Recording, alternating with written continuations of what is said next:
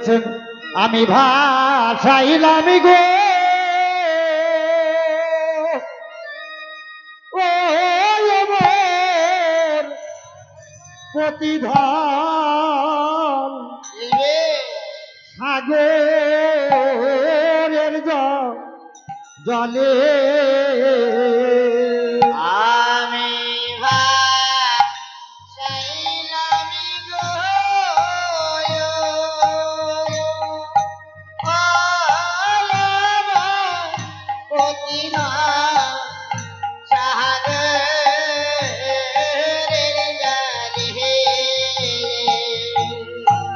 আমি ভাসাইলাম গো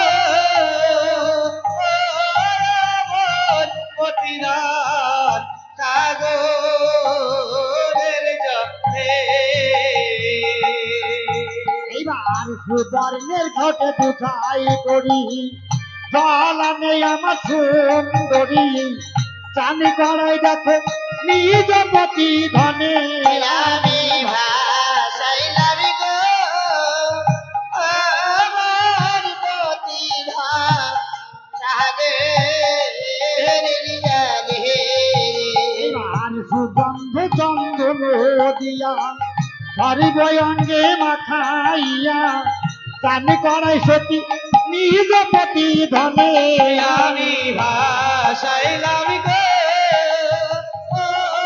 আমার প্রতিদান সাগরের জলে। এবার সুগন্ধ চন্দন দিয়া সর্বঙ্গে মাখাইয়া চানি করাই সতী নিজ পতি ধনে আমি ভাসাইলাম গো আমার প্রতিদান সাগরের জলে। এবার সাত কুণ্ডের মাটি তুলে যমুনার ওই জলে গুলে লেকে সতী ওই না মধুর না আমি ভাসাইলাম গো আমার প্রতিদান সাগরের জলে। এবার যত আছেন আমার মা ভগিনী অধনের এই দিনাই বাণী চারি বদনে দিবে নুনুর ধনী আমি ভাসাইলাম গো আমার প্রতিদান সাগরের জলে। এইবার যত আছেন আমার কণ্ঠী ধারী এই অধনের দিনাই বাণী চারি বদনে দিবেন হরির ধ্বনি আমি ভাসাইলাম গো হরিবল হরিবল হরিবল হরিবল আমার প্রতিদান সাগরের জলে। আই আগে মা বিহলা তার প্রাণপতিকে সম্মানে করিয়ে নিয়ে আজ আজ তার প্রাণপতি চরণ উৎখে ধারণ করে আজ কোথায় চলেছেন গো না শিবের কৈলাসে আর শেষ কবি ক্ষমানন্দ দাস এই পদখানি কেমন ভাবে রচনা করেছেন তাই কবি বলেছেন আরে ও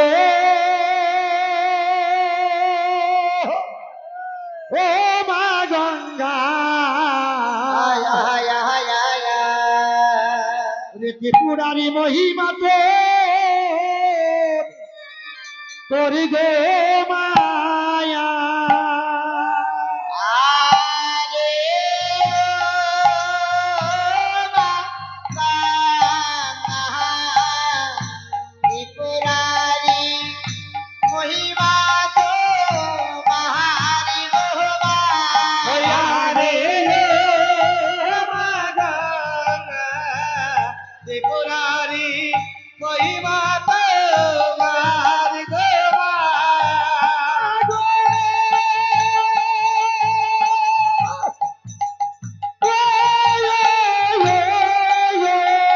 বলো বলো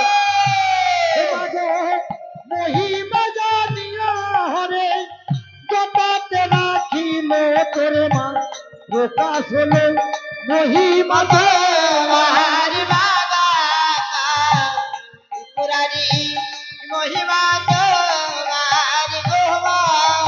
মাগো মহিমা জানিয়া হরে জটা রাতে রাখিল তোরে মা প্রকাশ হলো মহিমা তোমার মা গঙ্গা ত্রিপুরারি মহিমা তোমার গো মা এবার জয় গোবিন্দ বলে বেহলা মারে দিল পা। মা গঙ্গা ত্রিপুরারি মহিমা তোমার গো মা এবার একে একে সেজে এলো বেহলার ফায়দা। মা গঙ্গা ত্রিপুরারি মহিমা তোমার গো মা যায়নি তাই যায়নি তাই তাই দেখুন সৎপথে কত বাধা। আজ মা বেহুলা তার প্রাণপতির চরণ মুখে ধারণ করে সবে মাত্র মারে পা দিয়েছেন, পেছন থেকে বেহুলার সতীজা ডাকছে বেহুলা। বেহুলা বলছে দিদি গো, আমি যাত্রা পথে বেরিয়েছি, যাব শিবের কৈলাসে, আর তোমরা আমার পিছু থেকে কেন ডাকলে দিদি? বলছে বেহুলা, তুই নাকি শিবের কৈলাসে চলেছিস তোর প্রাণপতি পুনর্জীবিত করতে। এই দেখ না বোন, আমরা এক এক করে সতীজা বিধবা হয়ে বসে আছি, আমাদের সিন্দুর দানে আনবে না? বলছে দিদি, আমি যদি আমার সিন্দুর দানে পাই তোমরাও পাবে, আমি যদি আমার প্রাণপতি দানে পাই তোমরাও পাবে, তবে তোমাদের একটি কর্ম করতে হবে। এমন কি কর্ম? না, আমি যেমন 6 মাসের ব্রত করেছি, অনাহারে অনিদ্রাতে গঙ্গার জলে ভাসতে ভাসতে যাব শিবের কৈলাসে, তোমাদের 6 মাসের ব্রত করতে হবে। আমি যতদিন না আসবো ততদিন অনাহারে অনিদ্রাতে ঘরে বসে থাকবে আর পরম পতির নাম গুণগান গাইবে। বলছে বেশ, তাই হবে। তাই আজ মা বেহুলা সেই 6টি যাকে ব্রতই বসিয়ে আজ কোথায় চলেছেন না শিবের কৈলাসে। তাই কবি বলেছেন, এইবার জয় গোবিন্দ বলে বেহুলা মারো ভাটাইল। গঙ্গা ত্রিপুরারি মহিমা তোমার গো মা এবার সতী ভাবে জয়ের ধ্বনি পড়িতে না দিল।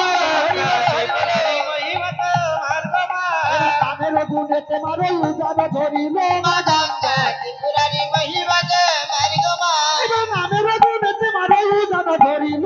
মা গঙ্গা ত্রিপুরারি মহিমা তোমার গো মা কতক দূরে হতে সতী কতক দূরে গেল মা গঙ্গা ত্রিপুরারি মহিমা তোমার গো মা সতীর ঘাট বেহুলা পিছনে রাখিল। মা গঙ্গা ত্রিপুরারি মহিমা তোমার গো মা এবার সতীর ঘাট বেহুলা পিছনে রাখিল। মা গঙ্গা ত্রিপুরারি মহিমা তোমার গো মা শত ঘাট বেহুলা পিছনে রাখিল।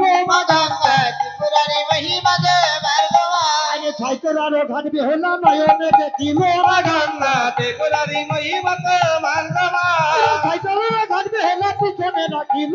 গঙ্গা ত্রিপুরারি মহিমা তোমার গো মা এবার কাকা তোর বাগ বেহুলা নয়নে দেখিল। মা গঙ্গা ত্রিপুরারি মহিমা তোমার গো মা এইবারে কাকা তোর বাগে গিয়ে এমার লাগালো।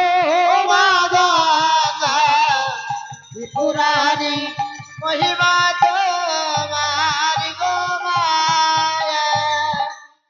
কা কা কা